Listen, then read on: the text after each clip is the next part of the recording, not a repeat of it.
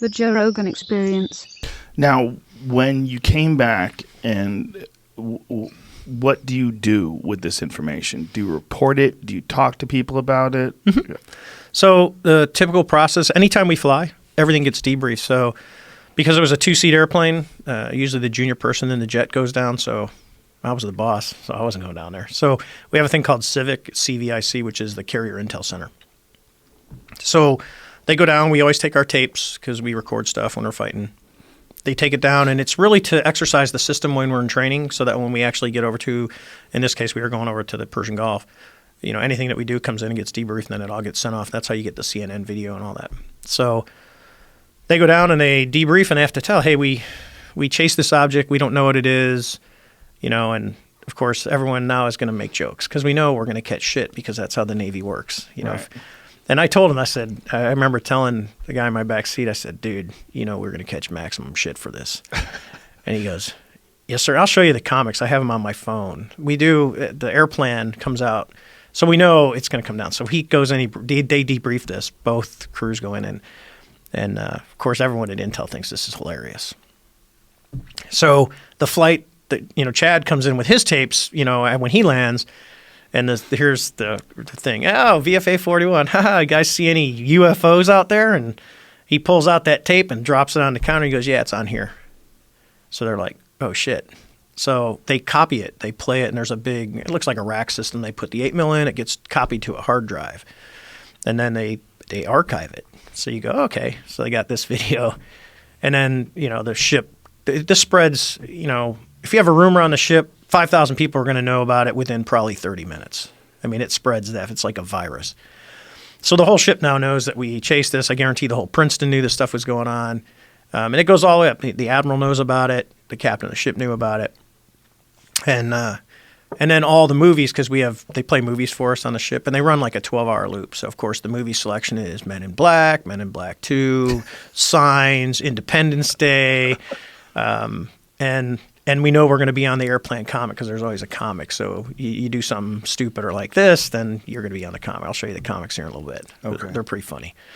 So that went on for 2 days, but, we're in the middle of workups. I got a squadron to run. So it's like, after about the first day and a half, it really died down. And then there's always that closet people that you don't think that are really like UFO buffs. And, we had one of the Marines would always come and he'd sit down. Hey, Skipper, can I sit with you? I go, you want to talk about the UFO? He goes, yeah, I can't get it out of my mind. And then we would just sit there and talk about it. And to me it was like, weirdest thing, my entire now flying career is defined by 5 minutes of chasing this white Tic Tac vice almost 4,000 hours, flying. So now, did you encounter anyone else that had a similar experience? I've talked to a couple of guys from the East Coast event, the Gimbal video. Mm-hmm. One of them I talk to daily. He's a pretty good friend of mine. Totally different now. Keep in mind, ours is 2004. The Gimbal video is 2015. The funny part about the Gimbal video and the East Coast stuff that was going on, because that's off the VACAPE, so off the coast of the United States, they're called warning areas, and all they are is if you look on an aviation map, they're these big areas that are blocked off by blue, and they say like Whiskey 291 or Whiskey 243. And is the Gimbal video available in the same way that video is available? Yes. Yeah, government owned. Okay, Yeah. Find that, Jamie. So, and I was talking to him about it because I actually, a buddy of mine, he just retired. He was he led the fighter wing on the East Coast, and I had called him up because we start finding out that these things were so prevalent out off the East Coast of the United States, and there's a couple of them. So we're going to talk.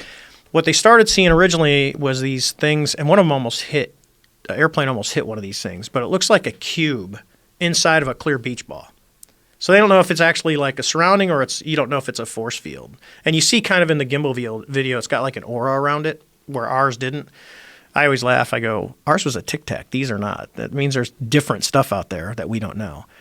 But they had 2 airplanes flying, and we fly when we go out to train. We have a distance. We'll just say we're a mile apart. As we're flying out, so they're flying out, and the airplanes are deployed. We call it combat spread, and one of the airplanes almost hits one of these, goes close down like 50 feet down the side, and almost hits one of these floating cubes inside of the beach ball. And someone goes, "Wow, it's a it's a balloon. It's not a balloon. I mean, these things are literally sitting still. They're no effect from the wind. So if you got 90 knots of wind and they talk about it, these things are just sitting there. So 60 or 70 people had seen it because the radars, the newer radar in the Super Hornets is extremely, extremely capable. Okay. And at first when they started seeing stuff, they were like, it's just like, maybe it's the radar just giving me a false target. That radar really doesn't give false targets. And then someone did exactly what Chad did, is they threw their targeting FLIR out there, and all of a sudden when you see a heat signature or there's a return, there's obviously something out where that blip is at. What is a targeting FLIR? That's we call it the AT FLIR. It's an advanced targeting FLIR. It sits on the left side of the airplane, and it's so you launch it like a flare? No, it's a FLIR, forward-looking infrared receiver. Oh, so it's when you see the bombs blowing up on TV and that looks like a black and white, and you see it fly. That's the targeting pod. Okay. It's got a laser in it. It's got an IR marker in it. It's a very capable system that syncs up to the Hornet, so everything kind of marries up. So this is the Go Fast. No, this is Go Fast. That's not it? No, it's the other one. No, it's the one that looks like the... What is that one? That's called the Go Fast. That looks like a Tic Tac, and that was another one taken off the East Coast. But they grab it, and bookmark that one. It's screaming across the ocean at a very high rate of speed. And there's been some debunkers that say, well, it's really not going that fast. It's just the way the airplane is and how the mechanics of the pod are working. When you talk to the crew, because it's actually, I could ask my bud, I'm pretty sure it's the same backseater took both of these videos. Took the Go Fast video and took the gimbal video. And my buddy was on the flight with the gimbal video. But these things, so I called my bud because I'm like, hey, how many people are seeing these things? They're like 60 or 70. 60 or 70? 60 or 70 people had seen these things on radar. And I said, well, what do you do? And they said, well, we put out a NOTAM, which is a notice to airmen that just says, hey, these things are out there, so just be careful because we don't want you to hit one. Yeah. Whoa. And it's kind of like ours. You go, because you would ask, who do you tell? Well, everyone knows. Well, what do you do? And I said, well, because it was all white and it didn't have any markings on it and it didn't have any wings and it didn't have any rotors and it outperformed anything that we have. Yeah, I think if I would have painted China or Russia on the side. Is this the gimbal video? Yes. Okay. So it's the same pod. Start from the beginning, Jamie? What we're looking at. And when the crew finds it, now what you're not seeing, you're seeing the targeting. When you hear them start talking, when you listen to the video, you'll hear the guy go, dude, look, they're all over. Look at the SA page. So we have a situational awareness page, and whatever the radar is getting returns on, it'll show up. It's kind of like our God's eye view in the airplane. So the pod can only look at one thing. So he designates that as his primary target. So that's where the pod is staring. The radar is still seeing everything else. So what they're actually seeing in this video is when you see the object that he's tracking. When I was talking to one of the other pilots, he said there's actually, when you see the radar video, there's it almost looks like a formation in front of them, like 5 smaller ones that are moving in front of it, and then they turn. So like a formation, these things turns and starts going the other way, and then while they're filming the gimbal video, and that's kind of the comms when you hear, dude, holy cow, look, they're all over. This is unreported new information that he's actually saying right now. Everybody knows this video. This is the one that they say turns like the Lazar craft, like belly first. However, what he's telling you right now is something that is not public yet. He's telling you that there was a V formation of other objects that the public has yet to see. You're not going to. You're not going to. It's the radar tape. But you're not going to. There were more objects surrounding this, is what he's telling you right now, which is fascinating because the world doesn't know that yet. Just so you know, I mean, that's brand new. That's never been reported by New York Times, anybody. Okay. So you can go ahead and hit play. So the cool thing with this is, when he goes into, so he's in IR mode right now. You're still seeing no plume. He's looking 47, so they're actually turning into it. So it's starting to pull it back towards the nose. See how the number at the top is decreasing? And it's against the wind. Now he's in TV mode, and this thing's going to just start to roll. And you can kind of see it's got that aura around it. Mm-hmm. He said they were saying that the ones with the squares inside that look like the beach ball were the same. And this thing's just hanging out. So it's on, the airplane's in a left-hand turn, and it's now it's right in front. Yeah, it's just rotating. Now, this is how Lazar described. Yes. Don't put that up. Right. Lazar described that these things would lay flat, and then when they would travel, they would turn up on their side. Mm-hmm. And that's how they maneuvered. So this is very similar. eerily similar to the propulsion system that Lazar talked about. And that's why this video, we're seeing it very differently now, especially with what we know about Lazar. But the idea is that it would fly belly first in high speed mode. So if they have, these are gravity propelled. This is something that's known within the government. They're trying to back engineer it. They're trying to understand it. We know there's a program currently that they said is gone. However, it is currently active to study this.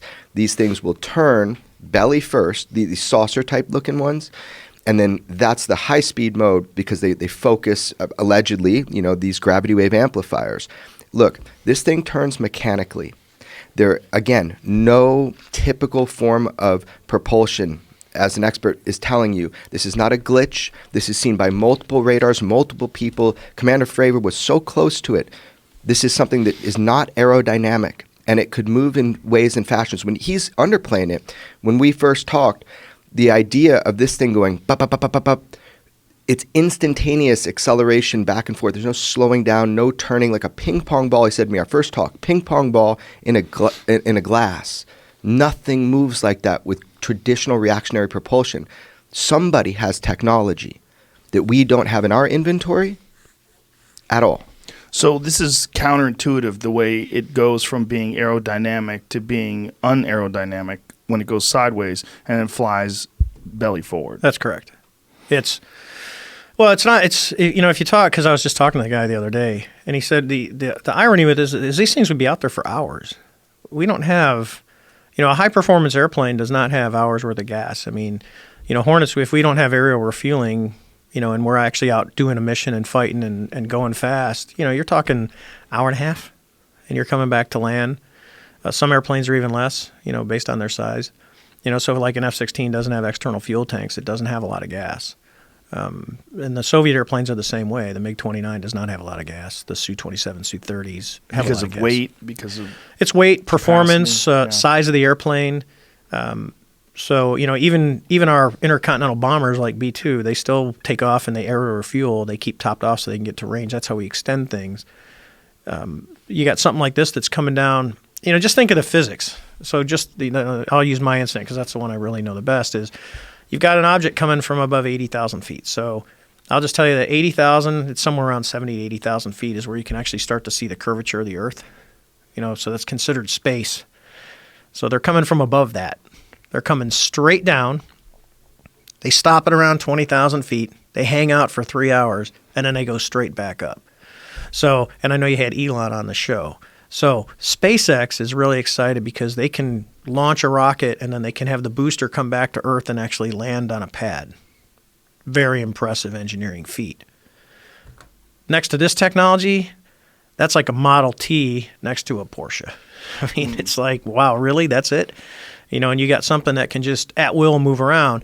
Now take it to the next level, and I know there's a lot of talk about this, so Dave's going to go into speculation mode. But when you take a shape like that, so just take the Tic Tac shape, which is shaped like a submarine. If you're using a propulsion that's non-reactive, where you're just manipulating the medium that you're in, air, whatever, you can go into the water. So when you hear all the reports of, hey, we've seen these things since World War II that would come out of the water and fly. If you have a technology like this, as long as the object is sealed where you're not going to get water inside of it, there's nothing that says you can't do that. Because all you're doing is you're not, where a jet engine sucks in air and blows it out the back, or a propeller actually pushes the water, it's a force. Now you've got something that's actually manipulating the gravity field, and it's just moving through a void. Whoa. Then air, you could literally, in theory, fly, go into the ocean, cruise around, pop back up, fly around, go to space. You remove the barriers of the normal propulsion that we have today.